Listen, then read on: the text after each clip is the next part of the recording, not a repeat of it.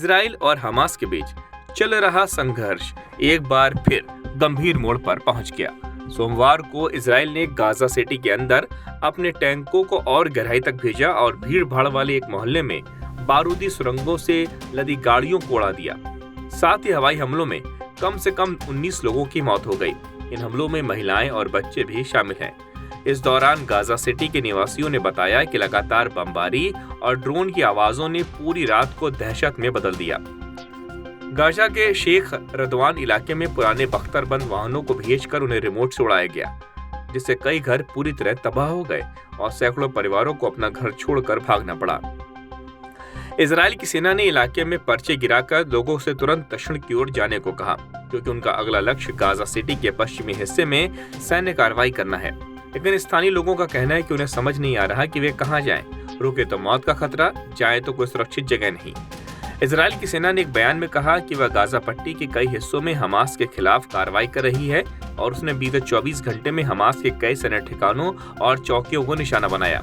दूसरी ओर गाजा के स्वास्थ्य मंत्रालय ने दावा किया है कि पिछले 24 घंटों में इजरायली हमलों में 98 लोगों की मौत हुई है।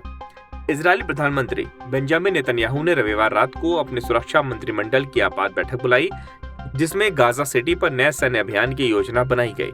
नेतन्याहू इस शहर को हमास का गढ़ मानते हैं और पूरे गाजा पट्टी पर नियंत्रण हासिल करना चाहते हैं।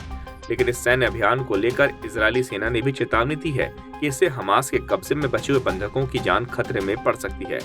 फिलहाल 48 बंधक अब भी हमास के कब्जे में हैं, जिनमें से सिर्फ 20 के जीवित होने की संभावना जताई जा रही है।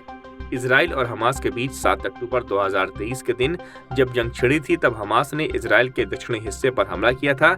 इस हमले में लगभग 1200 लोगों की जान गई थी और 251 लोग बंधक बना लिए गए थे। उसके बाद से इजराइल ने गाजा में जो सैन्य अभियान चलाया, उससे अब तक गाजा के स्वास्थ्य अधिकारियों के अनुसार 63,000 से अधिक लोगों की जान जा चुकी है, जिनमें अधिकतर आम नागरिक है। ये संघर्ष गाजा को एक मानवीय संकट के गहरे दलदल में धकेल चुका है, जहां बुनियादी सुविधाएं नष्ट हो चुकी हैं और जीवन बेहद कठिन हो गया। संघर्ष विराम को लेकर चल रही बातचीत जुलाई में बिना किसी परिणाम के खत्म हो चुकी है और उसे दोबारा शुरू करने की कोशिशें अब तक असफल रही हैं। गाजा में हालात हर गुजरते दिन के साथ और भी भयावह होते जा रहे हैं और शांति का कोई रास्ता दूर दूर तक फिलहाल दिखाई नहीं दे रहा।